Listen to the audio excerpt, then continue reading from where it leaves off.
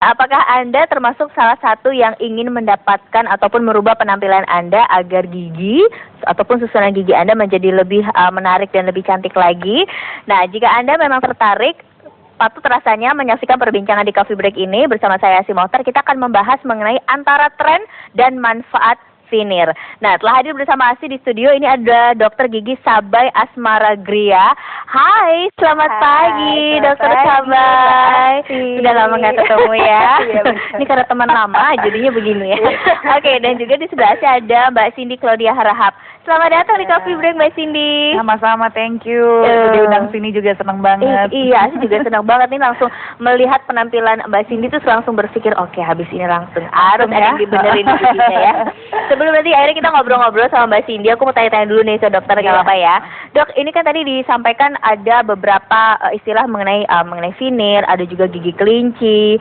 Tapi sebenarnya itu kan dua hal yang berbeda ya. Nah, untuk veneer terlebih dahulu itu sebenarnya apa sih, Dok? Veneer itu adalah suatu lapisan tipis yang diletakkan di permukaan gigi. Oke. Jadi contohnya kalau dibayangkan mungkin agak susah gitu ya. Jadi bisa dibayangkan misalnya kayak kuku palsu ditempatkan di kuku atau misalnya semacam kontak lens yang ditaruh di mata. Nah, ini ditaruh di gigi. Nah, berarti ini wujudnya tuh seperti apa? Maksudnya lapisannya gel kah atau gimana tuh? Jadi veneer itu ada dua macam, ada dengan dari bahan composite resin dan ada dari bahan porselen. Kalau misalnya dari composite resin itu dia bahannya dikeraskan, itu dilakukan oleh dokter gigi sendiri. Kemudian kalau misalnya dari porselen itu dia keras.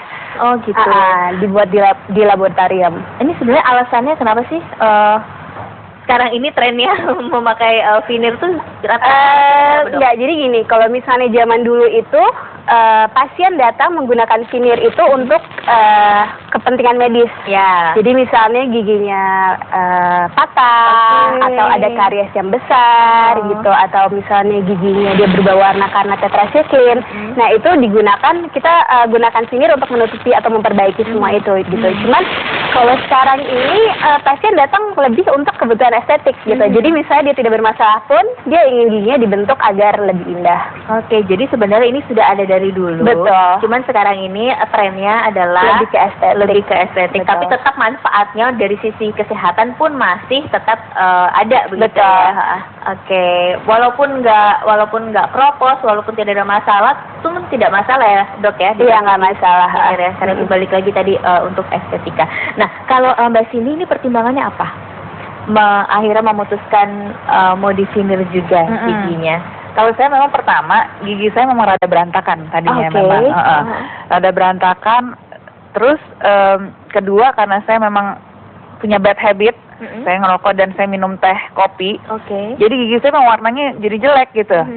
Malah banyak kadang-kadang ada stain-stain yang memang susah hilang kan. Nah, jadi pertimbangan saya kalau pakai veneer, nah itu kira-kira bisa tahan 10 tahun, nggak akan stain ya, Dok ya. Nah, jadi kena kopi nggak apa-apa, kena rokok nggak apa-apa gitu. Jadi ya jadi saya pikir udah deh mendingan saya di veneer aja gitu kan. Selain juga memang jadi keren kan, lebih putih giginya. Ada jelas sekali signifikan perbedaannya. Pertanyaan berikutnya adalah rasanya apa sih perbedaan sebelum di veneer dan juga setelah di veneer, tapi nanti dijawabnya di hold dulu karena kita harus jeda sejenak. Pemirsa jangan kemana-mana karena selain berikut ini kami akan kembali melakukan pembahasan mengenai antara tren dan manfaat veneer.